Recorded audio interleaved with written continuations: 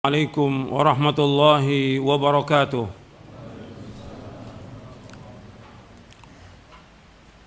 Innal hamdalillah nahmaduhu wa nasta'inuhu wa nastaghfiruh wa na'udzu billahi min shururi anfusina wa min sayyiati a'malina.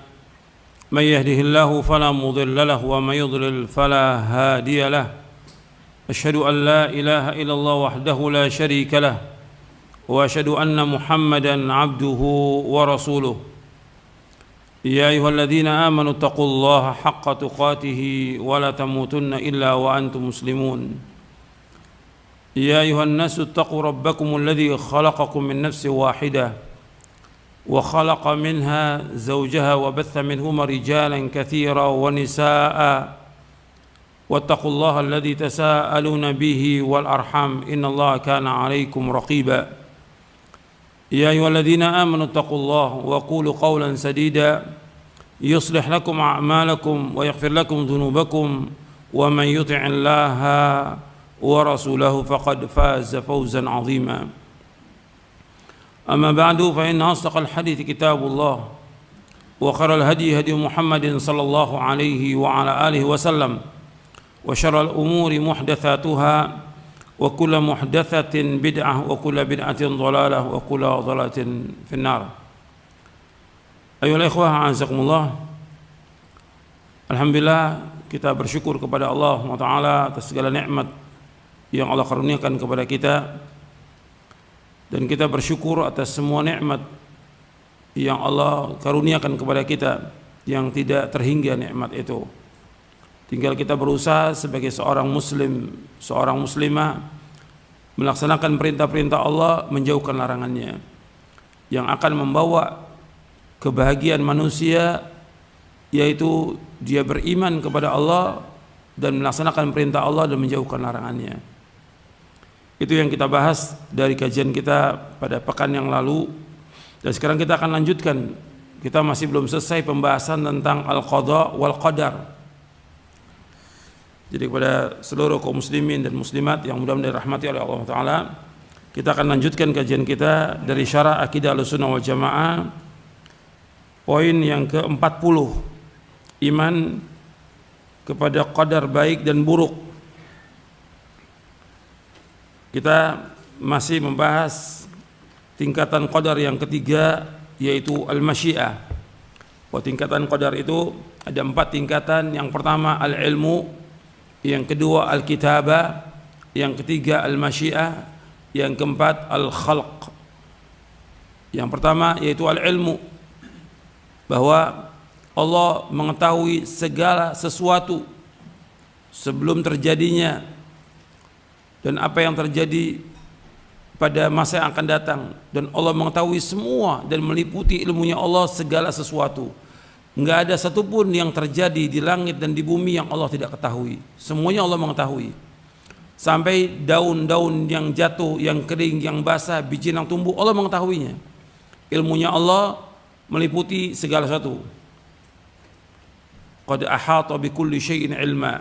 Bahwa ilmunya Allah meliputi segala sesuatu. Kemudian yang kedua, tingkatan yang kedua al-kitabah. Bahwa semua sudah tercatat di Lauh Mahfuz. Apa saja yang terjadi sampai hari kiamat, sampai manusia masuk surga, masuk neraka, sudah tercatat dalam mahfuz. Semuanya lengkap. Enggak ada satupun yang terjadi di langit dan di bumi yang tidak tercatat, tidak ada. Semuanya, segala sesuatu itu sudah tercatat dalam mahfuz. Jadi semuanya sudah tercatat. Jadi enggak ada satupun yang terluput, sama sekali tidak ada. Dan semua Allah sudah tetapkan demikian. Al-kitabah. Maka yang pertama Allah ciptakan adalah al-qalam. Dan al-qalam diperintahkan untuk mencatat segala sesuatu yang terjadi sampai hari kiamat, sampai manusia masuk surga, sampai manusia masuk neraka. Semua sudah tercatat. Dan semua berjalan, apa yang kita lakukan sekarang ini berjalan, dan semua yang dilakukan di muka bumi ini, di langit, semua berjalan dengan apa yang Allah sudah takdirkan di Lauh Mahfuz. Tapi semua nggak ada yang tahu tentang apa yang sudah Allah tuliskan. Apakah itu para nabi maupun para rasul maupun juga para malaikat nggak ada yang tahu. Yang ketiga al-masyiah, artinya semua berjalan dengan kehendak Allah. Nggak ada sesuatu pun yang terjadi di langit dan di bumi yang tidak dikehendaki oleh Allah, tidak mungkin.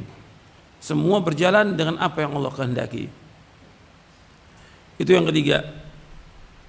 Kemudian yang keempat al-khalq, artinya Allah yang menciptakan semuanya, nggak ada pencipta yang lain kecuali Allah Subhanahu wa taala. Sekarang kita lanjutkan. Yang terakhir kita baca sampai halaman 341 dari buku Syarah Aqidah Ahlussunnah wal Jamaah. Yang terakhir kita bahas tentang masalah hidayah dan kesesatan. Allah menunjuki siapa saja yang Allah kehendaki dan Allah sesatkan siapa yang Allah kehendaki. Allah berfirman dalam surah Al-An'am ayat 39, "Walladzina kadzdzabu biayatina summun wa bukmun fidz dzulumat, may yasha'illahu yudlilhu wa may yasha' yaj'alhu 'ala shiratin mustaqim." Dan orang-orang yang mendustakan ayat-ayat kami adalah tuli, bisu dan berada dalam kegelap gulita. Barang siapa yang dikehendaki Allah dalam kesesatan, niscaya disesatkannya. Dan barang siapa yang dikehendaki oleh Allah untuk diberi petunjuk, niscaya Allah menjadikannya berada di atas jalan yang lurus. Di sini Allah menyebutkan barang siapa yang dikehendaki oleh Allah, Allah sesatkan. Barang siapa yang dikehendaki Allah diberikan petunjuk, Allah berikan petunjuk. Jadi masalah hidayah dan kesesatan di tangan Allah. Dan Allah tidak pernah berbuat zalim kepada hamba-hambanya. Maka selanjutnya disebutkan dalam hadis Abu Dzar. Hadis ini panjang dan terdapat dalam Arba'in An-Nawawi. An Abi Dzar radhiyallahu an Nabi sallallahu alaihi wasallam anillahi tabaraka wa ta'ala qala ya ibadi inni haramtu dzulma ala nafsi wa ja'altuhu bainakum muharraman fala tadzalamu. Dari Abu Dzar radhiyallahu an dari Nabi SAW, dari Allah tabaraka wa ta'ala, Allah berfirman, wahai hamba-hambaku, sesungguhnya aku mengharamkan kezaliman terhadap diriku dan aku menjadikannya haram di antara kalian, maka janganlah kalian saling menzalimi. Rasulullah SAW juga bersabda, "Lau anna Allah 'adzaba ahla samawati wa ahla ardihi la'adzabahum wa huwa ghairu zalimin lahum walau rahimahum lakanat rahmatu khairan lahum min a'malihim." Jika seandainya Allah menyiksa seluruh penghuni langit dan seluruh penghuni bumi, maka Allah tidak berbuat zalim dengan menyiksa mereka. Jika seandainya Allah merahmati mereka, maka rahmatnya itu benar-benar lebih baik bagi mereka daripada amal perbuatan mereka. Hadis ini sahih dari Abu Daud, Ibnu Majah dan lain. Karena Allah yang memiliki langit dan bumi, Allah yang menciptakan. Kalau seandainya Allah menyiksa penghuni langit, penghuni bumi, Allah nggak zalim karena semuanya milik Allah. Allah berkehendak dengan apa yang Allah inginkan. Tetapi Allah tidak zalim. Di dalam hadis disebutkan tentang yang tadi, bahwa kalau Allah menghendaki untuk menyiksa, maka Allah akan siksa mereka dan Allah tidak zalim. Tetapi Allah SWT dengan rahmatnya, kasih sayangnya tidak demikian. Allah SWT memberikan kepada hambanya jalan, dua jalan, ini jalan yang baik, ini jalan yang buruk, agar manusia menempuh jalan itu. Allah juga memberikan perangkat-perangkat agar manusia mendapatkan hidayah. Ketika manusia ini sesat, ya pasti dia mendapatkan azab di dunia dan juga azab di akhirat. Tapi Allah enggak zalim. Allah sudah menunjuki manusia, wa hadainahun najdain fa'alhamaha fujuraha wa taqwaha. Allah turunkan Al-Quran, Allah turunkan kitab-kitab, dan juga Allah turunkan Al-Quran, Allah kirim para rasul, Allah utus para rasul untuk menjelaskan kepada manusia, ini jalan yang baik, ini jalan yang buruk, ini yang benar, ini yang salah, ini tauhid, ini syirik, ini membawa ke surga, ini membawa ke neraka. Sudah dijelaskan oleh semua nabi dan rasul. Jadi gak ada alasan lagi nanti mereka di hari kiamat. Ya Allah Maha kasih dan sayang kepada hamba-hambanya. Allah menunjuki mereka ke jalan yang lurus. Tetapi ada yang mau, ada yang tidak. Ada yang mau di jalan itu, ada yang tidak. Seperti Allah sebutkan tentang kaum Tsamud, wa amma Tsamudu fahadainahum fastahabbul ama 'alal huda. Adapun Tsamud kami sudah kasih petunjuk jalan, tapi dia enggak mau. Lebih dia memilih yang lain. Tentang hadis yang tadi, itu adalah lanjutannya. Ini merupakan wasiat para sahabat kepada para tabi'in yang disebutkan oleh Ibnu Dailami. Ibnu Dailami ini Abdullah bin Fairuz Ad-Dailami. Dia seorang pembesar tabi'in. Abdullah bin Fairuz Ad-Dailami. Dia mengatakan bahwa jadi bapaknya Fairuz Dailami ini sahabat radhiyallahu an. Disebutkan bahwa dia mengatakan, aku datang kepada Ubay bin Ka'ab.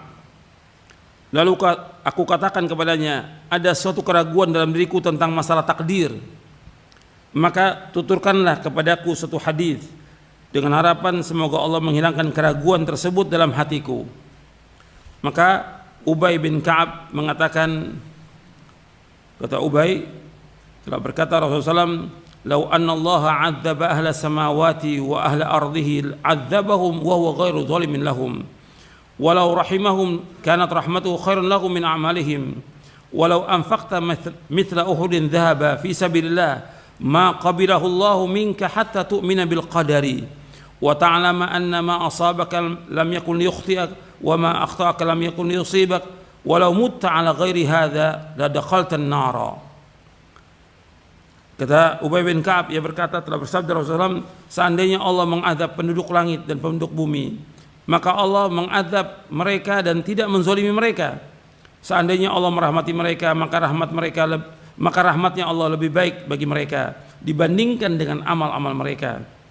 Dan seandainya kamu menginfakkan emas sebesar gunung Uhud, Allah tidak akan menerimanya dari kamu sampai kamu beriman kepada qadar. Dan kamu meyakini bahwa apa yang telah ditakdirkan mengenai kamu pasti tidak akan meleset, dan apa yang telah ditakdirkan tidak mengenai dirimu pasti tidak akan menimpamu. Sedangkan kalau kamu mati dalam keadaan tidak meyakini hal ini, maka pasti kamu akan masuk neraka. Ibnu Dailami berkata, selanjutnya aku datang kepada Abdullah bin Mas'ud, Hudzaifah ibn al-Yaman, Zaid bin Thabit radhiyallahu anhum ajma'in. Mereka semua mengatakan kepadaku seperti yang dibawakan oleh Ubay bin Ka'ab dari Rasulullah sallallahu alaihi wasallam. Ini hadis ini sahih diriwayatkan oleh Ahmad, Abu Daud, Ibnu Majah, Ibnu Abi Asim, disahihkan oleh Syekh Albani dalam Sahih Jami' Shaghir. Jadi di sini disebutkan bahwa orang wajib beriman kepada qadar. Apa yang menimpa kita itu sudah ditakdirkan oleh Allah, dan yang tidak menimpa kita itu tidak akan menimpa. Dan ini nasihatnya Ubadah bin Samit radhiyallahu an.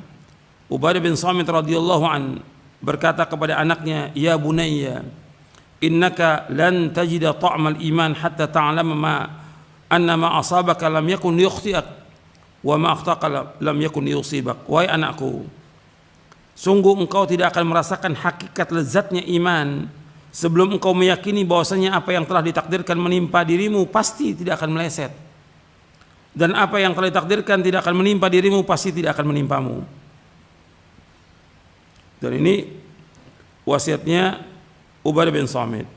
Kata Ubadah radhiyallahu an, aku mendengar Rasulullah SAW bersabda, inna awwala ma khalaqallahu al-qalam faqala lahu uktub, qala rabbi wa madza aktub, qala uktub maqadir kulli syai' hatta taqum as-sa'ah. Sesungguhnya yang pertama kali diciptakan oleh Allah adalah qalam, yaitu pena. Lalu Allah berfirman kepadanya, tulislah. Ia menjawab, wahai Rabbku, apa yang aku harus tulis? Allah berfirman, tulislah takdir ketentuan segala sesuatu sampai hari kiamat. Kemudian Ubadah bin Samit radhiyallahu anhu berkata, wahai anakku, aku mendengar Rasulullah SAW bersabda, man mata ala ghairi hadza falaysa minni. Dan barang siapa yang meninggal dunia dalam keadaan tidak meyakini hal ini, maka dia tidak termasuk umatku. Hadis ini sahih, diriwayatkan oleh Imam Abu Daud. Artinya kita wajib meyakini bahwasanya apa yang ditakdirkan menimpa kita tidak akan meleset, dan apa yang telah ditakdirkan tidak menimpa diri kita pasti tidak akan menimpa kita. Ini wajib kita takdirkan, wajib kita yakini. Ini sudah berjalan takdir Allah, kita wajib meyakini. Seperti yang Allah sebutkan dalam Al-Quran di dalam surah At-Taubah di ayat 51, qul la yusibana illa ma kataballahu lana huwa maulana wa 'alallahi falyatawakkalul mu'minun. Qul la yusibana, katakanlah tidak akan menimpa kami kecuali apa yang Allah sudah takdirkan. Apa yang Allah tuliskan. Wa maulana, Allah pelindung kami, Allah penolong kami. Wa 'alallahi falyatawakkalul mu'minun. Kepada Allah hendaknya orang-orang beriman bertawakal. Ini wajib kita yakini seperti ini. Di masalah qada dan qadar ini wajib kita yakini bahwa apa yang menimpa kita itu memang sudah tercatat. Yang tidak menimpa, yang nggak akan menimpa kita. Jadi semua berjalan dengan takdir. Jadi nggak usah takut, nggak usah takut. Orang beriman tuh tenang karena dia beriman kepada qada dan qadar. Itu menghilangkan kesedihan, menghilangkan kerisauan, menghilangkan kegundah-gulanan. Yakin kita. Dan lebihnya kita orang beriman, Allah pasti akan menolong kita, akan menjaga kita. Itu harus kita ingat itu. Orang beriman pasti akan ditolong oleh Allah, pasti akan dijaga oleh Allah Subhanahu wa taala. Jadi enggak usah kita pikirkan apa yang sudah dituliskan dalam mahfud, atau juga apa yang terjadi yang ada ini. Kalau memang Allah sudah takdirkan, ya pasti kena. Kalau enggak akan kena. Kita imani. Dan ketika kita kena dari takdir itu, apa aja berupa kesulitan, bencana, malapetaka, kematian, kesusahan, penyakit atau yang lainnya, itu sudah Allah tuliskan dalam mahfud. Kalau seandainya itu kena, memang Allah sudah takdirkan, tidak akan meleset. Tapi kalau tidak kena, memang tidak. Artinya ini harus kita ingat seperti itu, sehingga membuat kita tenang. Kita tidak selalu dalam ketakutan. Sekarang ini orang dibuat takut terus, sehingga hilang imannya kepada al-qada wal qadar. Antu'mina bil qadari khairihi wa syarri. Kau beriman kepada qadar dan qadar baik dan buruk. Dan kita ingat semua sudah tercatat dalam mahfud. Sudah tercatat. Gitu. Semua berjalan dengan apa yang Allah takdirkan. Tapi orang beriman tenang. Karena apa? Dia berjalan dengan Al-Quran. Dia berjalan dengan sunnah Nabi SAW. Dia berjalan di bawah perlindungan Allah SWT dan rahmatnya. Tenang dia hidupnya. Orang beriman itu. Allah ketika menimpakan kepada kita sesuatu, seandainya kita kena dengan apa musibah atau petaka atau apa, itu yang perlu kita ingat, bahwa ketika menimpa kita itu yang terbaik buat kita, dan Allah sayang kepada kita. Ingat, Allah sayang kepada kita. Tentunya dengan kita kena musibah atau petaka itu, kalau kita sabar dan redho, itu akan menghapuskan dosa kita, akan mengangkat derajat kita, bahkan akan memasukkan kita ke dalam surga dengan sebab itu. Itu harus kita ingat itu. Jadi orang beriman itu tenang, nggak seperti sekarang. Semua serba ketakutan, semua serba khawatir. Di mana imannya dia kepada Allah? Di mana tawakalnya kepada Allah? Di mana ilmunya dia kepada yang dia sudah pelajari tentang tauhid? Ini yang harus kita tanamkan, kita kuatkan ini dalam kondisi-kondisi yang seperti ini. Banyaknya petaka, banyaknya musibah, banyaknya bencana. Justru bertambah rasa takut kita kepada Allah SWT. Bertambah tawakal kita kepada Allah Ta'ala. Bertambah kita yakin bahwa yang memiliki langit dan bumi yang mengatur hanya satu, yaitu Allah. Manusia nggak ada ikut campur. Dan yang menghilangkan semua bencana hanya satu, yaitu Allah Ta'ala. Yang menghilangkan semua penyakit hanya Allah. Yakin kita. Itu orang beriman. Gitu. Sehingga apa? Dia bertaubat atas semua dosa-dosanya, dan kemudian dia bertambah dekat dengan Allah Ta'ala. Bukan tambah jauh. Ini orang beriman. Jadi kita harus mengoreksi nih iman kita. Baik dia orang awam apalagi dia penuntut ilmu, apalagi dia para dai, dia harus koreksi lagi itu imannya dan ilmunya. Dia harus yakin kepada apa yang Allah sudah tetapkan, sehingga tenang di dalam hidup ini, nggak takut dengan apapun juga. Ini bayangkan sekarang keluar rumah takut, la haula wala quwwata illa billah. Ke masjid takut, ketemu orang takut, sampai Selaman takut. Seperti ini Selaman, la haula wala quwwata illa billah. Selaman menggugurkan dosa. Ini sekarang semua ditutup. Ke masjid tutup, ya bagaimana, hilang dong sedekahnya. Apa sedekahnya? Senyum, gak ada senyum dah. Tutup semuanya. Jadi kok jadi begini seperti ini? Mesti gak seperti itu orang beriman. Dipakai pada tempat-tempat itu yang memang diwajibkan pakai. Yang tidak biasa gitu. Buka. Ini enggak senyum. Sampai sholat jenazah, sampai penguburan semua takut. Sampai Selaman gak mau. Apa? Ini ajaran siapa yang seperti ini? Ini bukan ajaran Islam. Seperti ini. Selaman gak mau.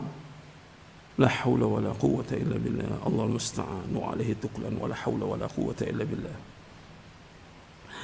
Kita masuk yang keempat, al-khalq, penciptaan. Bahwa Allah Maha Pencipta atas segala sesuatu, baik yang ada maupun yang belum ada. Oleh karena itu tidak ada satu makhluk pun di bumi atau di langit melainkan Allah lah yang menciptakannya. Tiada pencipta selain Allah. Tidak ada ilah yang berhak diibadahi dengan benar melainkan hanya Allah saja. Artinya yang menciptakan segala sesuatu Allah SWT. Allah Al-Khaliq, pencipta. Allah berfirman, Allahu khaliqu kulli syai' wa huwa ala kulli syai' wakil. Allah pencipta segala sesuatu dan Allah pemelihara atas segala sesuatu. Meskipun segala sesuatu yang ada telah Allah takdirkan, akan tetapi Allah tetap memerintahkan hamba-hambanya untuk taat kepadanya. Perhatikan, saya ulangi. Meskipun segala sesuatu yang ada telah Allah takdirkan, akan tapi Allah tetap memerintahkan hamba-hambanya untuk taat kepadanya, serta taat kepada Rasulnya sallallahu alaihi wa ala alihi wasallam, serta melarang mereka durhaka kepada Allah. Allah mencintai orang-orang yang bertakwa. Allah mencintai orang-orang yang berbuat baik. Allah mencintai orang-orang yang berlaku adil. Allah redha kepada orang-orang beriman dan beramal soleh. Akan tetapi Allah tidak mencintai orang-orang kafir. Ingat, Allah tidak mencintai orang-orang kafir. Allah tidak meredhoi orang-orang fasik. Allah tidak memerintahkan untuk berbuat keji. Allah tidak redha kepada kekafiran bagi hambanya. Dan Allah tidak menyukai kerusakan. Manusia yang benar-benar melakukan suatu perbuatan, sedangkan Allah yang menciptakan perbuatan mereka. Wallahu khalaqakum wa ma ta'malun. Allah berfirman dalam surah As-Saffat ayat 96, Wallahu khalaqakum wa ma ta'malun. Allah yang menciptakan kamu dan apa yang kamu perbuat. Manusia dan jin, ada yang mukmin, ada yang kafir. Ada yang taat, ada yang maksiat. Ada yang sholat, ada pula yang tidak sholat. Ada yang bersyukur dan ada juga yang tidak bersyukur. Dan Allah menciptakan seperti itu. Jadi Allah huwaladzi khalaqakum faminkum kafirun wa minkum mu'min. Allah menciptakan kamu, ada yang kafir, ada yang mukmin. Allah menciptakan. Jadi Allah yang menciptakan, gak ada yang mencipta kecuali Allah. Jadi ada yang mukmin, ada yang kafir. Yang kafir, ada yang munafik. Manusia mempunyai kekuasaan atas perbuatan mereka, serta mereka pun mempunyai keinginan. Ingat di sini, meskipun semuanya Allah yang menciptakan, termasuk juga manusia, artinya keinginannya, kekuasaan Allah yang menciptakan, tapi mereka punya kekuasaan dan punya keinginan. Seandainya mereka tidak mau melakukan sesuatu, itu keinginan mereka. Jadi Allah menciptakan perbuatan mereka, maksudnya Allah yang menciptakan semua dari manusia ini, sifatnya, keinginannya, hatinya, akalnya, semua, anggota tubuhnya semua. Tapi yang melakukan perbuatan itu ketika dia melakukan, siapa yang melakukannya? Manusia. Umpamanya sekarang ini gelas, orang minum. Yang melakukan perbuatan minum ini siapa? Manusia. Kalau ini perbuatannya, ini khamr, isinya khamr, dia minum. Yang salah siapa? Manusia. Dia punya kehendak, dia punya keinginan. Yang melakukan perbuatan itu dia, maka dibalas oleh Allah sesuai dengan perbuatannya. Jelas? Ya. Yang menciptakannya Allah semuanya. Ya makhluk ini enggak yang mencipta kecuali Allah. Yang menciptakan akalnya, hatinya, kehendaknya, keinginan, Allah yang menciptakan. Tapi ketika melakukan perbuatan itu, yang melakukan siapa? Manusia. Apakah itu perbuatan baik atau buruk? Ada manusia yang sholat, tapi ada juga orang yang nggak mau sholat. Ada nggak? Banyak yang nggak sholat. Allah akan azab karena dia tidak melakukan perbuatan sholat itu. Orang melakukan ketaatan, dia punya kehendak ingin melakukan ketaatan. Ada yang melakukan maksiat, dia juga punya kehendak ingin melakukan maksiat. Dia yang melakukan perbuatan itu. Jadi Allah menciptakan mereka serta menciptakan kekuasaan, kemampuan dan keinginan mereka itu. Allah berfirman, "Liman syaa'a minkum ayyastaqim wa ma tasyaa'una illa ayyasha Allahu rabbul alamin." Bagi siapa yang di antara kalian menghendaki menempuh jalan yang lurus dan kamu tidak dapat menghendaki menempuh jalan itu kecuali apa yang dikehendaki oleh Allah Rabb semesta alam. Dalam surah At-Takwir ayat 28 29. Allah juga berfirman, "Wa ma tasyaa'una illa ayyasha Allah, innallaha kana 'aliman hakima." Dan kamu tidak mampu menempuh jalan itu kecuali apabila dikehendaki oleh Allah. Sungguh Allah Maha mengetahui dan Allah Maha bijaksana. Tingkatan di dalam surah Al-Insan ayat 30. Tingkatan qadar ini diingkari oleh seluruh golongan qadariyah yang mereka disebut oleh Nabi SAW sebagai majusinya umat ini. Karena dia mengingkari tentang masalah ini. Dia menganggap bahwa manusialah yang melakukan kehendak, Allah tidak ikut campur dengan kehendaknya manusia. Jadi manusia yang menciptakan perbuatannya sendiri. Ini nggak benar.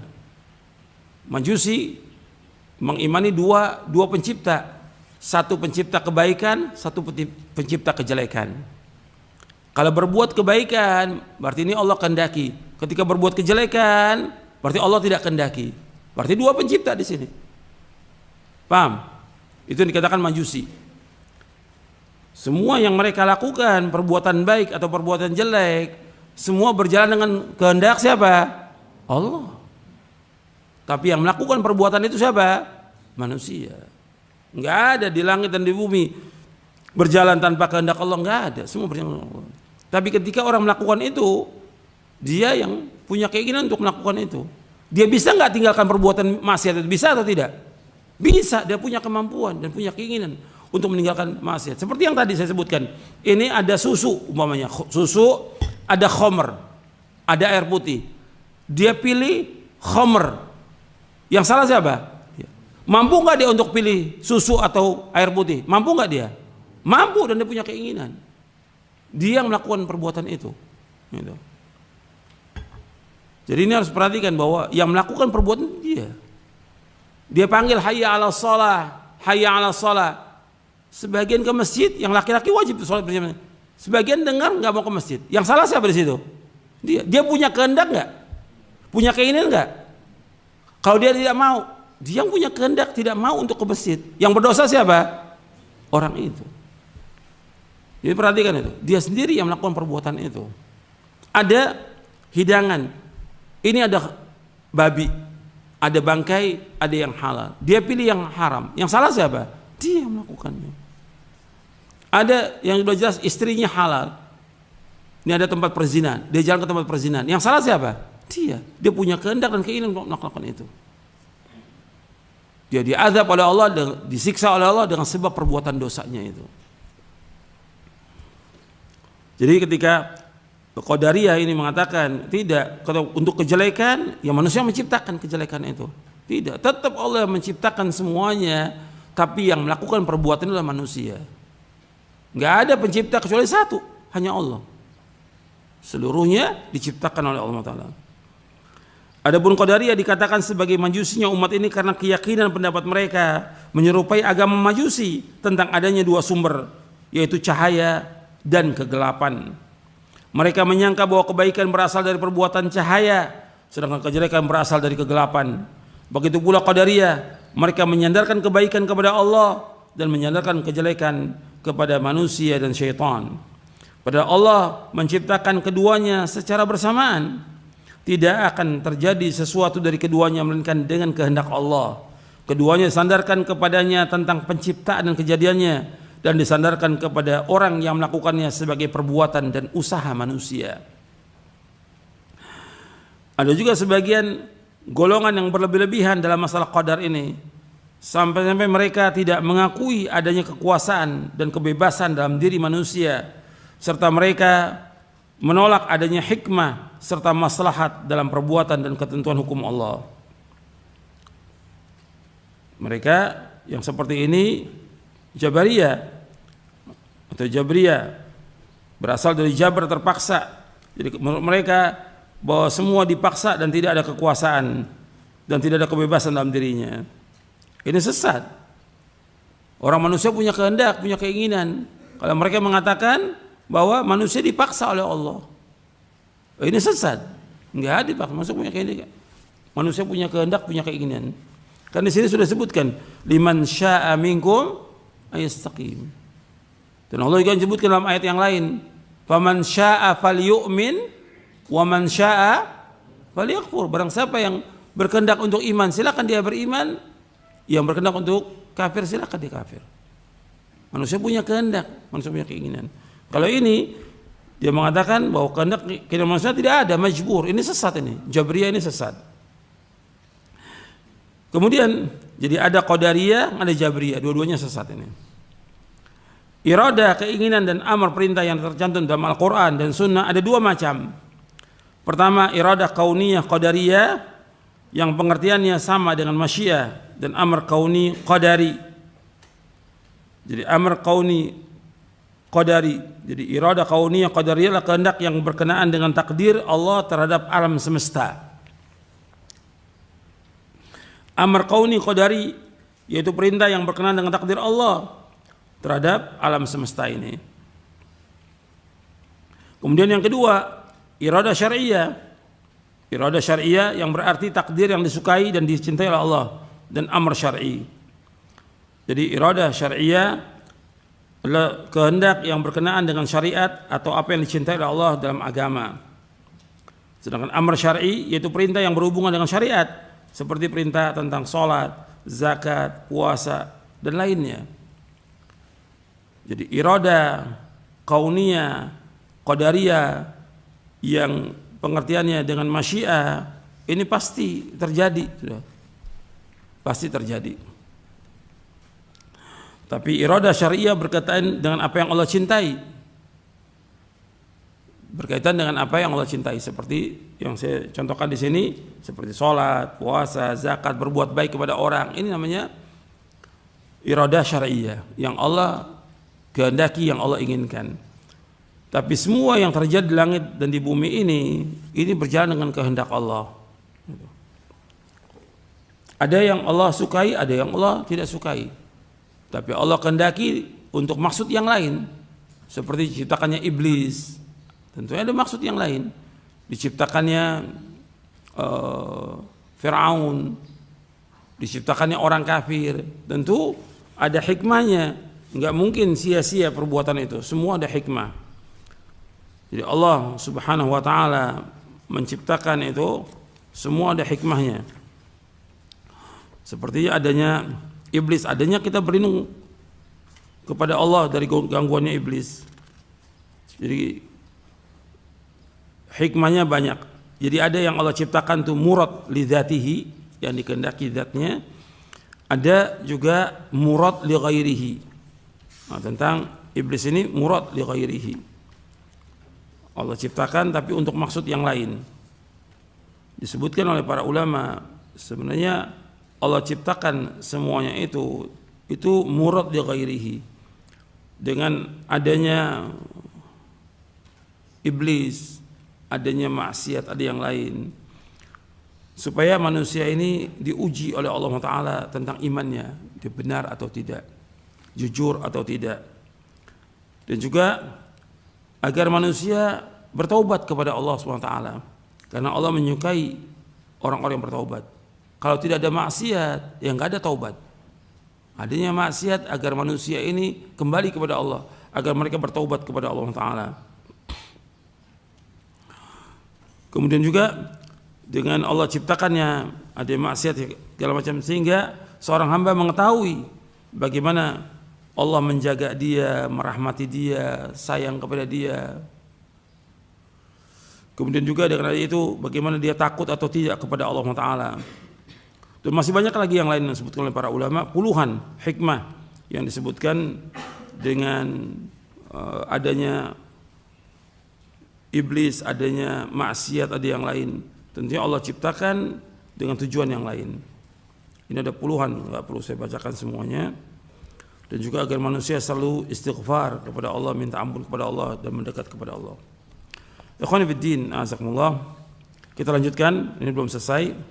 Ahlussunnah menetapkan bahwa makhluk dengan segala tingkah lakunya adalah ciptaan Allah. Hanya Allah yang Maha Pencipta. Allah yang menciptakan tingkah laku dan perbuatan mereka. Makhluk mempunyai keinginan kehendak, tetapi keinginan kehendaknya itu mengikuti keinginan kehendak Al-Khaliq, yaitu Allah. Ahlussunnah menetapkan bahwasanya segala yang diperbuat Allah ada hikmahnya, dan segala usaha akan membawa hasil atas kehendak Allah Jalla Jalaluh. Berdalih dengan takdir boleh dilakukan terhadap musibah dan cobaan.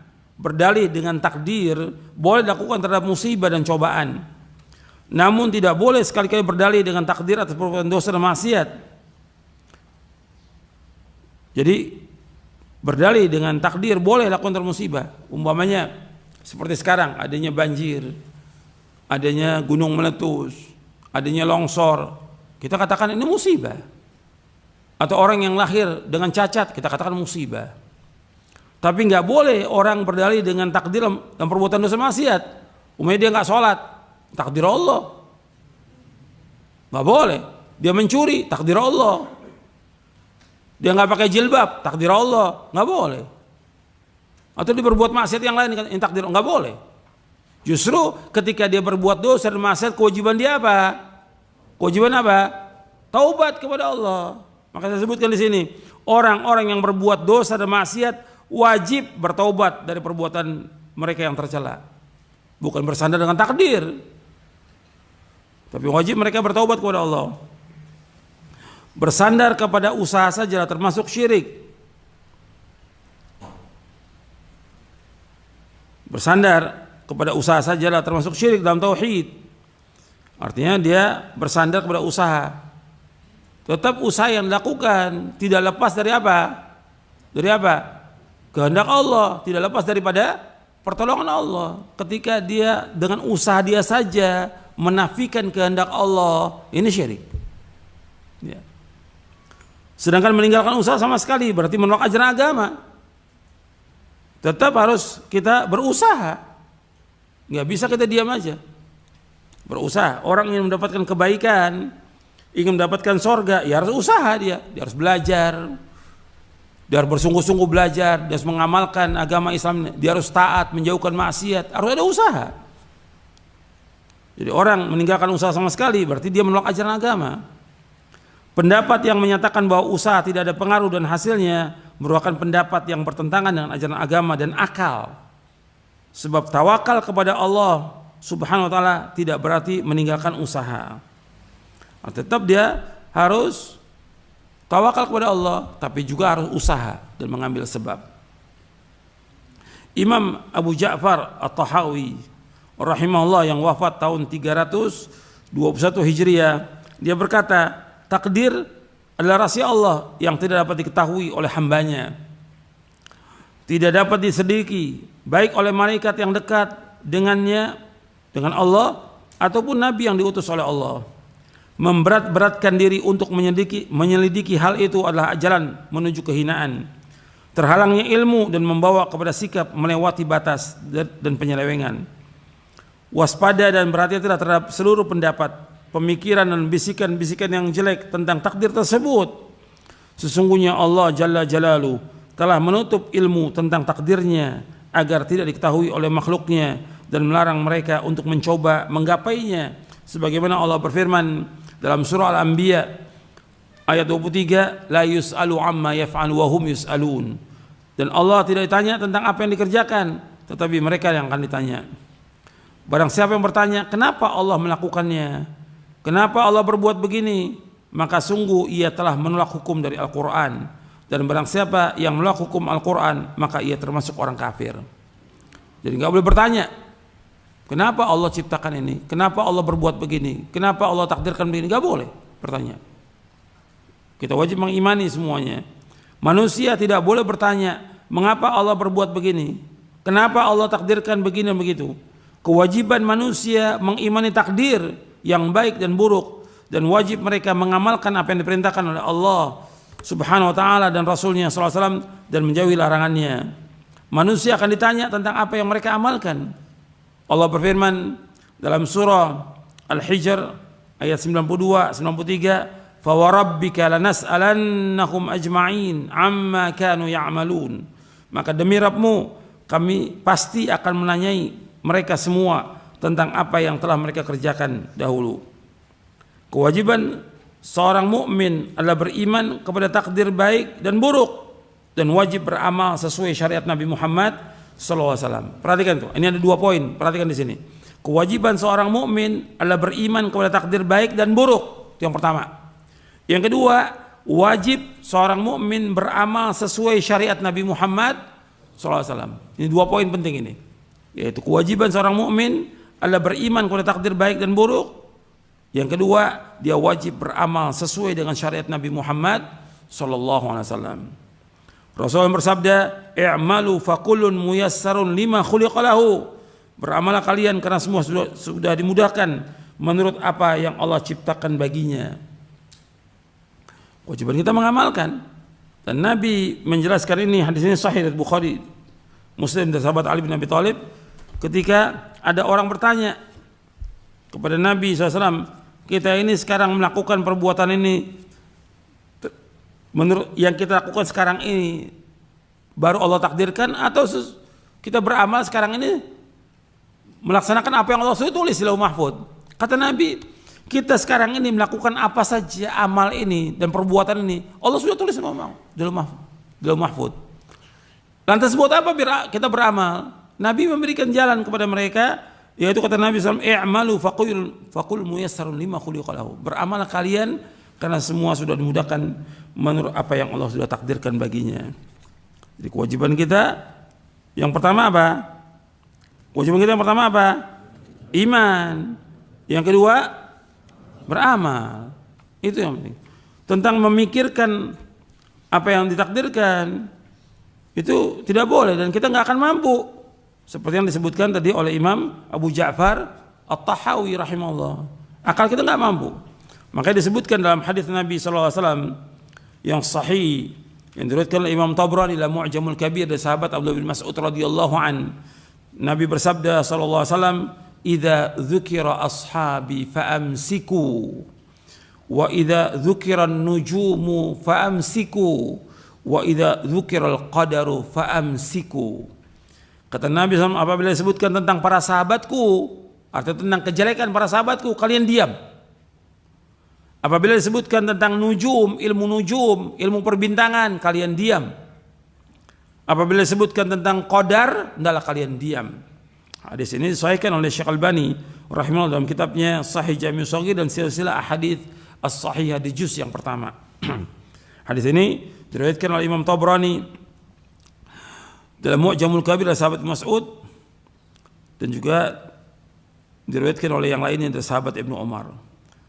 Ya, Nabi bersabda SAW, apabila disebutkan para sahabatku, kalian diam. Kalau disebutkan tentang kejelekan sahabat, diam. Nggak boleh membicarakan kejelekan sahabat, tapi membicarakan kebaikannya boleh atau tidak? Boleh kebaikannya. Maka ditulis dalam kitab-kitab, apakah Sahih Bukhari, Muslim atau yang lain, tentang manaqib para sahabat, tentang fadailus sahabah. Sampai Imam Ahmad juga punya kitab tentang fadailus sahabah, keutamaan para sahabat. Sebutkan kebaikannya, tapi disebutkan kejelekannya nggak boleh. Mau terjadi peperangan antara sahabat, kita jelekkan sahabat, nggak boleh sama sekali, nggak boleh. Itu. Dan dosanya dosa besar, apalagi sampai mencaci maki seperti Syiah laknatullah alaihim. yang mereka mencaci maki para sahabat. Berat hukumannya. Di dunia berat, di akhirat berat itu. Karena itu termasuk dosa besar, yang besar, mencaci maki para sahabat. Disebut para sahabat adalah kalian diam. Disebutkan tentang ilmu nujum kalian diam. Artinya orang-orang jahiliyah itu biasa mengkaitkan apa yang terjadi, hujan atau petaka atau keberuntungan dengan bintang. Bintang nggak punya urusan. Yang punya itu siapa? Allah yang mengatur alam semesta. Kalau dikaitkan dengan bintang, oh ini karena bintang ini terjadi begini. Ini karena bintang ini terjadi begini. Sampai berkaitan dengan nasib manusia. Sampai manusia tulis nasibnya dengan bintang. La haula wala quwwata billah. Yang menentukan nasib itu bukan bintang, siapa? Allah. Kalau ditulis tuh, ya bintangnya ini tulis oleh dia. Ini nggak boleh. Ini sesat dan menyesatkan ini. Bahwa tentang nasibnya manusia yang tentukan Allah SWT. Tentang takdir itu yang tentukan Allah, bukan bintang. Orang jahiliyah mengaitkan dengan bintang. Kita harus tinggalkan tuh perbuatan jahiliyah. Seperti hujan, oh karena bintang ini. Nggak ada urusan dengan bintang. Yang menurunkan hujan Allah SWT. Nggak ada kaitan dengan bintang. Wa idza dzukira al-qadar famsiku. Apabila disebutkan qadar kamu diam. Artinya disebutkan qadar yang membahas tentang dalam bertanya kenapa begini, kenapa. Itu nggak boleh. Kita harus diam. Tapi membahas ilmiah seperti yang kita bahas sekarang, kita bawakan bahwa qadar itu ada 4 tingkatan, kita bahas dalilnya, hadisnya. Bagus sehingga orang tahu. Makanya saya sebutkan kewajiban kita 2. Yang pertama mengimani qadar baik dan buruk, yang kedua beramal sesuai dengan syariat Nabi Muhammad SAW. Dengan itu tugas kita sebagai seorang hamba. Bab Nabi menyuruhnya apa? I'malu. Nabi menyuruhnya i'malu. Bukan Nabi menyuruh tafakkaru, bukan. Suruh pikirkan, bukan. Nabi gak suruh pikirkan. Nabi suruh apa? I'malu. Amalkan. Tugas kita mengamalkan. Ini tentang berkaitan dengan qadar. Kemudian ikhwan fiddin, selesai sudah ini berkaitan dengan qadar. Saya akan bawakan satu hadis Nabi sallallahu alaihi wasallam. Itu Nabi bersabda sallallahu alaihi wasallam dalam hadis yang sahih yang diriwayatkan Imam Muslim, Ibnu Majah dan yang lainnya dari sahabat Abu Hurairah radhiyallahu an. Rasulullah SAW bersabda, "Al-mu'minul qawiyyu khairun wa ahabbu ila Allah minal mu'minid dha'if. Wa fi kullin khairun ihris ala ma yanfa'uka wasta'in billah wa la ta'jaz. Wa in asabaka syai'un fala taqul law anni fa'altu kadza wa kadza kana kadza wa kadza. Walakin qul qadarullah wa ma syaa fa'al." Atau qadarullah wa ma syaa fa'al. Fa inna law taftahu amal syaitan. Mukmin yang kuat lebih baik dan lebih dicintai Allah daripada mukmin yang lemah. Dan pada setiap dari keduanya, maksudnya dari setiap keduanya, yaitu orang mukmin yang lemah, orang mukmin yang kuat dan mukmin yang lemah, terdapat kebaikan. Kebaikan tentang apa? Tentang imannya. Bersemangatlah kalian untuk mengerjakan apa yang bermanfaat bagimu dan mohonlah pertolongan kepada Allah dalam segala urusanmu, serta janganlah sekali-kali kamu bersikap lemah. Apabila kamu tertimpa satu musibah, janganlah kamu berkata seandainya aku berbuat demikian, niscaya akan begini dan begitu. Akan tapi katakanlah ini telah ditakdirkan oleh Allah dan Allah berbuat apa yang Allah kehendaki. Karena ucapan seandainya akan membuka pintu perbuatan syaitan. Hadis sahih riwayat Muslim, Ibnu Majah dan yang lainnya. Untuk perhatikan di sini. Nabi menyebutkan sallallahu alaihi wasallam, al-mu'minul qawiyyu khairun wa ahabbu ila Allah minal mu'minid dha'if. Wa fi kullin khairun ihris ala ma yanfa'uka wasta'in billah wa la ta'jaz. Mukmin yang kuat lebih baik dan lebih dicintai Allah daripada mukmin yang lemah. Pada keduanya ada kebaikan. Bersemangatlah kalian, berkemauan keraslah kalian kepada apa yang bermanfaat bagi kalian. Wasta'in billah, minta tolong kepada Allah, wala ta'jaz, jangan lemah. Ini bagian pertamanya, perhatikan ini. Nabi menyebutkan bahwa mukmin yang kuat berkaitan dengan iman, bukan berkaitan dengan fisik. Perhatikan ini. Iman, mukmin yang kuat berkaitan dengan iman. Artinya orang yang imannya kuat lebih baik daripada yang imannya lemah. Tetap pada keduanya ada kebaikan karena masih ada iman. Selama orang itu masih ada iman, masih ada kebaikan bagi dia. Tetap yang paling baik, yang paling dicintai Allah yang mana? Yang imannya kuat. Dan perhatikan, ketika dalam ujian, dalam cobaan, musibah, di sini harus diuji kita oleh Allah. Benar nggak iman kita? Jujur nggak iman kita? Kuat nggak iman kita? Ketika dapat cobaan itu, harus kuat. Jangan takut orang beriman. Harus kuatkan iman kita kepada Allah. Nggak akan menimpa kita kecuali apa yang Allah sudah takdirkan untuk kita. Jangan takut. Jalankan syariat ini, jalankan agama ini, jalankan syariat Nabi Muhammad SAW. Insya Allah Allah pasti akan jaga kita. Allah pasti akan lindungi kita. Allah pasti akan tolong kita. Itu yakin seperti itu orang beriman itu. Jadi orang mukmin yang kuat, imannya kuat lebih baik dan lebih cinta daripada mukmin yang lemah. Dan sekarang ini kalau kita lihat ketika ada cobaan, ujian, musibah, mulai itu tambah turun iman itu. Tambah turun. Tambah takutnya luar biasa. Dan akhirnya kalau sudah imannya turun, tambah takut, yang ada tambah penyakit. Perhatikan itu. Tambah penyakit. Tambah takut dia. Yang sudah jelas penyakit apa? Wahan, hubud dunia, wa karahiyatul maut. Penyakit wahan. Apa wahan itu? Cinta dunia dan takut mati. Takut udah. Hidup ini untuk akhirat. Nggak boleh kita takut mati. Kita apa yang Allah takdirkan buat kita itu yang terbaik buat kita. Dan ajal itu nggak akan mundur, nggak akan maju. Idza jaa ajalum la yastakhirun sa'atan wala yastaqdimun. Orang beriman dia harus kuat imannya. Hubungan dia dengan Allah kuat. Yang dia perbanyak amal-amal soleh, kebaikan. Jangan takut orang beriman. Kemudian Nabi melanjutkan ini ketika menyebutkan tentang iman yang kuat, iman yang lemah. Nabi lanjutkan apa? Ihris ala ma yanfa'uka. Ihris, berkemauan keras kepada yang bermanfaat bagi kamu. Nuntut ilmu bermanfaat atau tidak? Manfaat. Baca Al-Quran bermanfaat. Baca buku bermanfaat.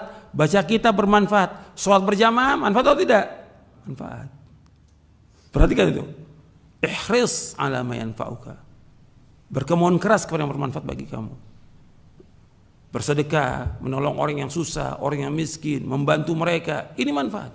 Berkemauan keras. Bangun di tengah malam, puasa. Itu harus semangat, nggak boleh lemah. Harus semangat. Semua ini manfaat. Ihris ala ma yanfa'uka. Berkemauan keras kepada yang bermanfaat. Antum baca kitab, baca buku-buku. Al-Quran saya sudah sampaikan minimal kita sehari baca berapa juz? 1 juz. Itu minimal. Bisa, kenapa? Kenapa kita nggak semangat? Orang maksiat semangat.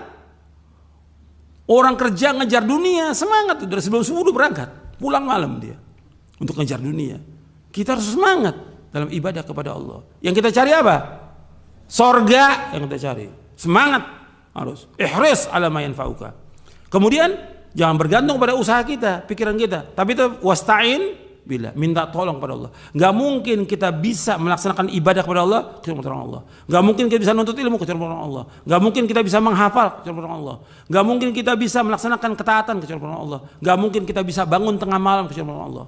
Gak mungkin kita bisa menolong orang lain kecuali dengan pertolongan Allah. Itu ingat itu. Bahwa semua yang kita kerjakan itu dengan sebab pertolongan Allah. Kita bisa duduk di majelis ini, saya bisa ngajar, Anda bisa duduk karena Allah yang tolong. Kalau Allah nggak tolong nggak bisa datang ke tempat ini. Itu ingat tuh. Semuanya Allah. Semua kembalikan keutamaan kepada Allah. Allah yang punya keutamaan semuanya. Lahul fadl wa lahul hamd. Gitu. Bagi Allah keutamaan, bagi Allah semua pujian. Bahwa kita pada hakikatnya melaksanakan apa yang Allah perintahkan. Tapi semua Allah yang tolong kita. Itu perhatikan tuh. Jangan kita bangga dengan diri kita, jangan sombong. Jangan ujub dengan diri kita, jangan ujub dengan amal kita. Kita bisa melakukan perbuatan amal-amal soleh karena Allah yang tolong kita. Wasta'in billah, minta tolong. Maka ayat yang paling utama dalam Al-Quran, intinya Al-Quran dari semuanya, iyyaka na'budu wa iyyaka nasta'in. Hanya kepada Engkau ya Allah kami beribadah, hanya kepada Engkau saja ya Allah kami mohon pertolongan. Hanya kepada Allah kita Kita ibadah hanya kepada Allah. Dan kita minta tolong hanya kepada Allah, nggak ada yang lain. Jangan minta tolong kepada makhluk, jangan. Minta tolong kepada Allah. Dan jangan minta-minta kepada manusia.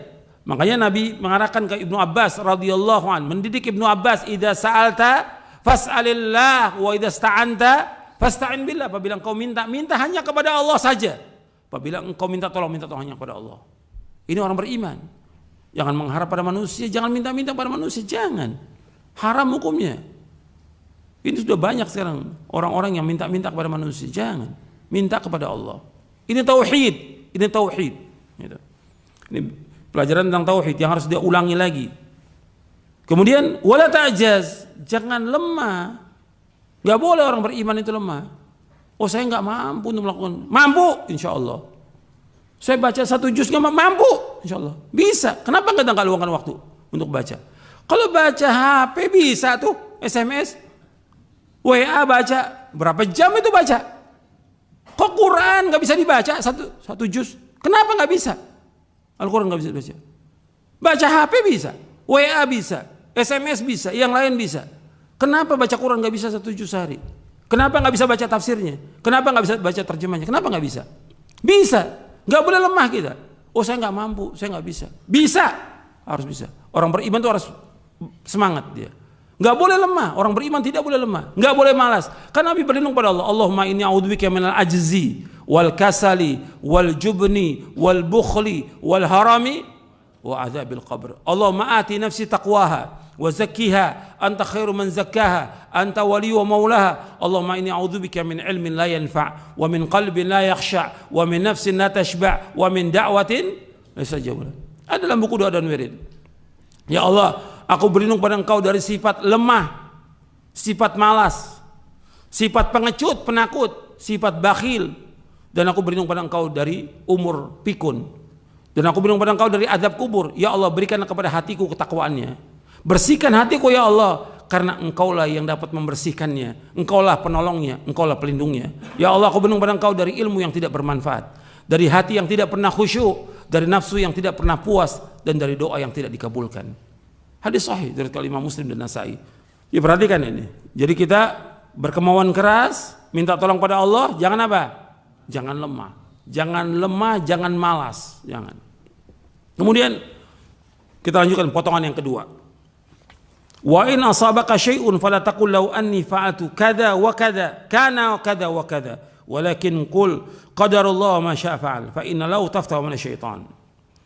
Dan apabila engkau tertimpa sesuatu, tertimpa musibah, bencana, petaka, penyakit, ya, jangan kamu berkata seandainya aku berbuat demikian, niscaya akan begini begitu. Tapi katakanlah Allah sudah takdirkan dan Allah berbuat apa yang Allah kehendaki, karena ucapan seandainya akan membuka pintu perbuatan setan. Jadi kalau kita kena musibah, petaka, penyakit, jangan berandai-andai. Coba kalau tadi malam saya minum obat, ya nggak sakit seperti ini. Sudah Allah takdirkan dia sakit. Anaknya umpamanya sakit malam itu, dia kasih obat, dia tidak bawa ke rumah sakit. Dia berkata, meninggal anaknya umpamanya ini. Coba kalau saya bawa ke dokter tadi malam, hidup anak ini. Enggak, sudah ajal. Jangan berandai-andai. Gitu. Dia umpamanya sekarang di rumah, kemudian dia keluar naik motor. Qadarullah, jatuh dia. Dia katakan, coba kalau saya tidak keluar dari rumah, nggak jatuh ini. Allah takdirkan, nggak boleh berandai-andai dengan apa yang sudah terjadi. Paham nggak sampai sini? Paham ya? Jadi berandai. Coba kalau saya nggak begini, nggak akan terjadi. Kalau saya begini, sampai juga kadang-kadang dulu dia berbuat dosa dan maksiat, sudah taubat. Coba kalau dulu saya nggak berbuat maksiat, nggak begini. Sudah terjadi, Allah sudah takdirkan. Itu seperti itu. Jadi jangan berandai-andai terhadap yang. Karena apa? Akan membuat kita terus menyesal nantinya. Menyesal. Coba kalau saya tadi bawa ke rumah sakit yang nggak meninggal anak ini, menyesal terus dia, sedih terus. Ini setan. Ini apa? Setan membuka pintu setan. Setan membuat manusia selalu apa? Selalu sedih, selalu gundah gulana, selalu risau. Itu setan yang membuat begini. Selalu menyesal dengan yang lalu. Taubat, iya, ketika kita berdosa menyesal. Tapi terus menerus dalam penyesalan nggak boleh. Sehingga apa? terus menerus penyesalan membuat kita apa? Lemah nantinya. Lemah. Itu setan luar biasa menggoda manusia. Jadi ingat tuh, jangan berandai-andai. Kalau udah kena penyakit, musibah, petaka, bencana, kematian, Allah sudah takdirkan. Qadarallah wa ma syaa fa'al. Jadi ketika terjadi kita keluar rumah, qadarallah, jatuh umpamanya, qadarallah wa ma syaa fa'al.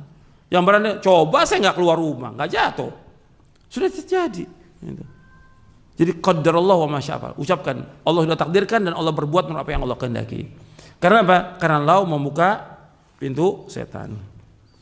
Faedah yang dapat kita ambil dari hadis ini banyak faedahnya. Kalau antum mau catat boleh, kalau mau lihat nanti syarah kitab tauhid boleh antum lihat. Yang pertama di sini faedahnya menetapkan sifat mahabbah, cinta bagi Allah Azza wa Jal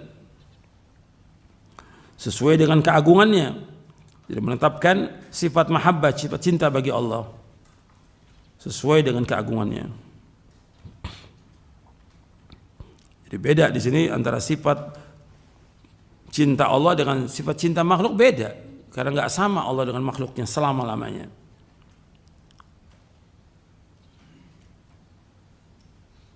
Kemudian yang kedua, bahwa kecintaan Allah kepada kaum mukminin itu bertingkat-tingkat dan berbeda-beda.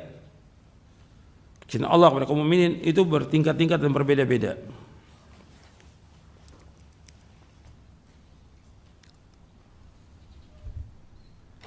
Kemudian yang ketiga, manusia berbeda-beda dalam kuat lemahnya iman. Jadi berbeda manusia tentang kuat dan lemahnya iman mereka. Jadi ada yang kuat manusia ini, ada yang lemah imannya.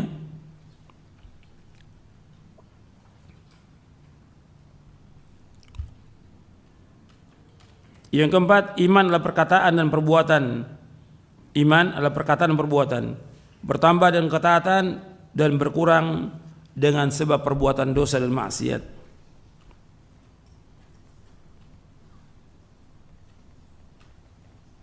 Iman adalah perkataan dan perbuatan.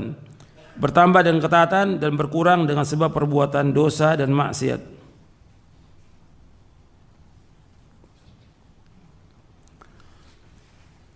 Yang kelima, seorang mukmin hendaknya berusaha untuk mencapai derajat iman yang kuat.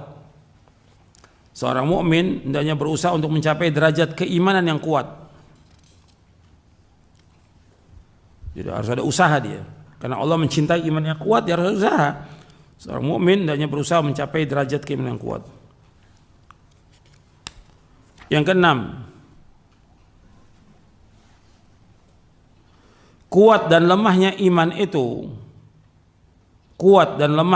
itu tergantung kepada usaha seseorang dalam berjihad melawan hawa nafsunya dalam menjaga ketaatan kepada Allah.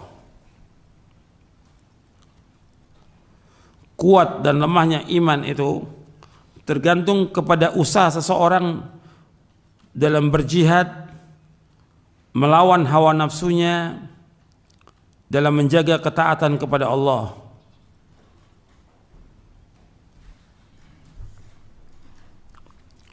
Yang ketujuh,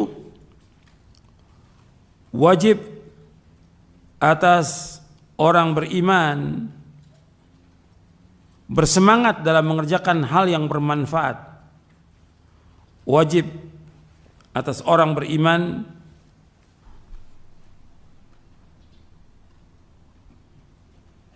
bersemangat dalam mengerjakan hal yang bermanfaat dengan minta tolong kepada Allah. Dengan minta tolong kepada Allah.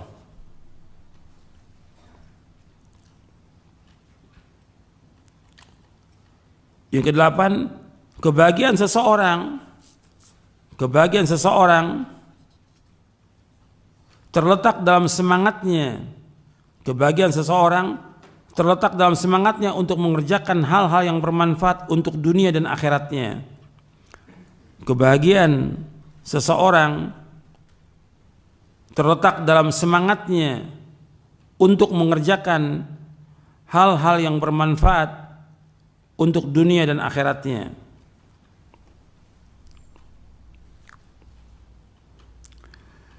Yang kesembilan, syariat Islam datang untuk mewujudkan dan menyempurnakan kemaslahatan. Syariat Islam datang untuk mewujudkan dan menyempurnakan kemaslahatan.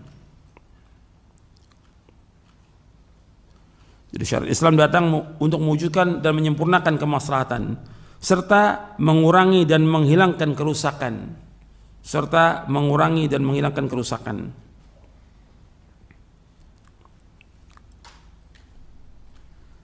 Yang ke-10, tidak pantas bagi orang yang berakal, tidak pantas bagi seorang yang berakal mengerahkan usahanya untuk hal-hal yang tidak bermanfaat.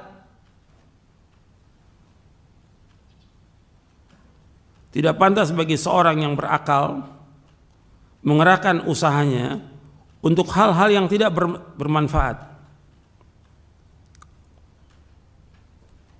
Jadi ini untuk yang ke-10 saya jelaskan sedikit aja. Orang yang berakal nggak boleh dia mengerahkan usaha atau pikirannya, tenaganya untuk hal yang nggak bermanfaat. Membicarakan hal-hal yang ada sekarang ini tentang gosip, tentang politik, nggak ada manfaatnya buat dia.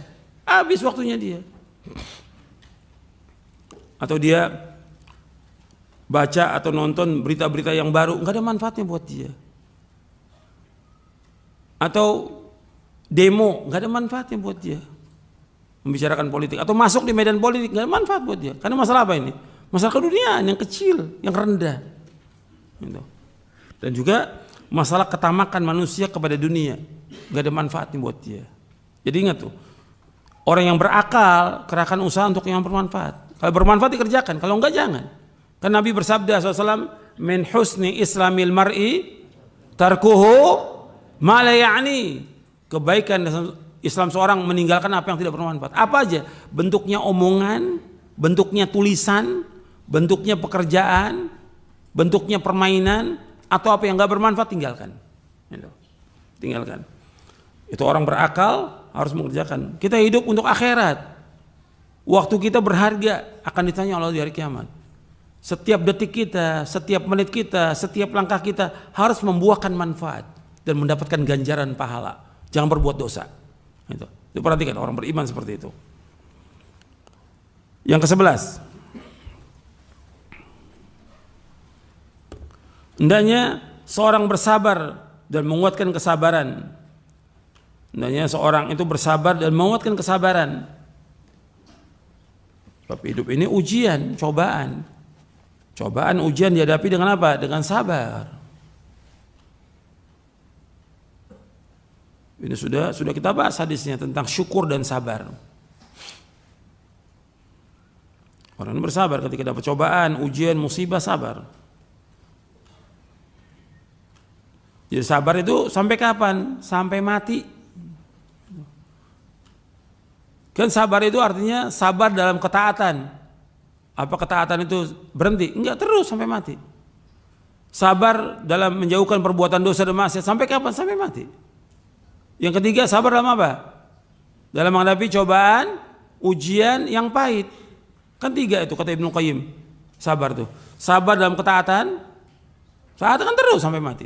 Allah berfirman kepada Nabi Muhammad SAW di akhir surah Al-Hijr, wa'bud rabbaka hatta ya'tiyakal yaqin. Beribadah kepada Allah sampai datang kepada kamu al-yakin al-maut, sampai mati. Ibadah itu, taat itu sampai mati. Yang kedua, menjauhkan dosa maksiat terus sampai kita mati. Sabar dalam menjauhkan dosa maksiat. Yang ketiga, sabar dalam menghadapi cobaan, ujian, musibah yang pahit ini. Harus sabar.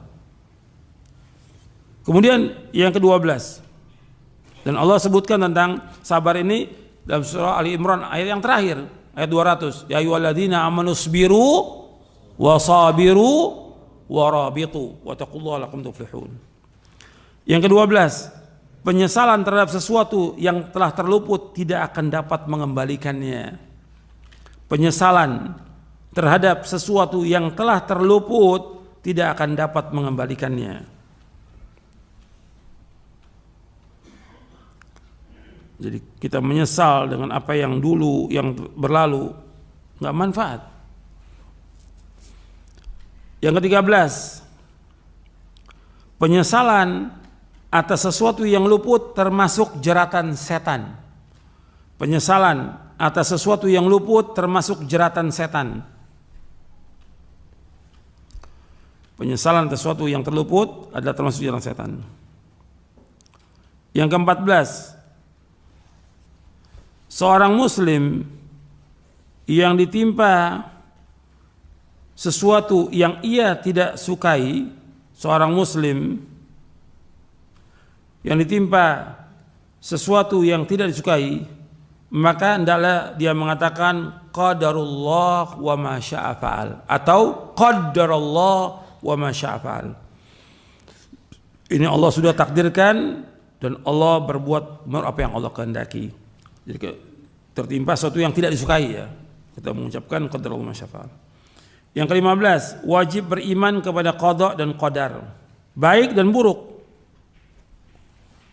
Ini penekanannya penting supaya kita ingat terus tuh, bahwa beriman kepada qadar itu rukun iman yang ke-6 dan 2. Al-qada wal qadar, antum min bil qadari khairihi wa syarrih.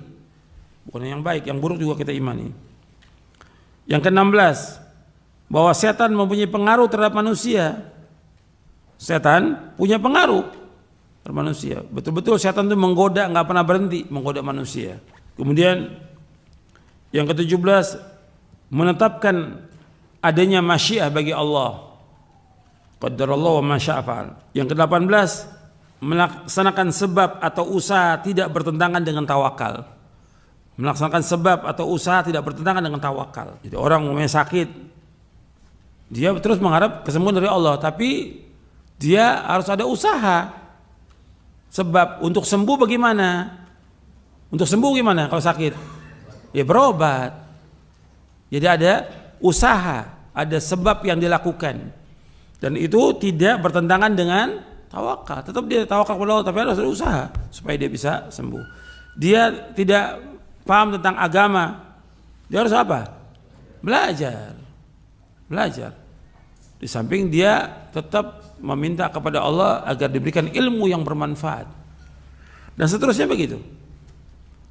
Ya, sampai sini dulu kajian kita. Mudah-mudahan apa yang kita kaji bermanfaat untuk saya dan untuk sekalian. Kurang lebihnya saya mohon maaf. Wassalamualaikum warahmatullahi wabarakatuh. Subhanakallah wa bihamdik, asyhadu an la ilaha illa anta astaghfiruka wa atubu ilaik. Assalamualaikum warahmatullahi wabarakatuh.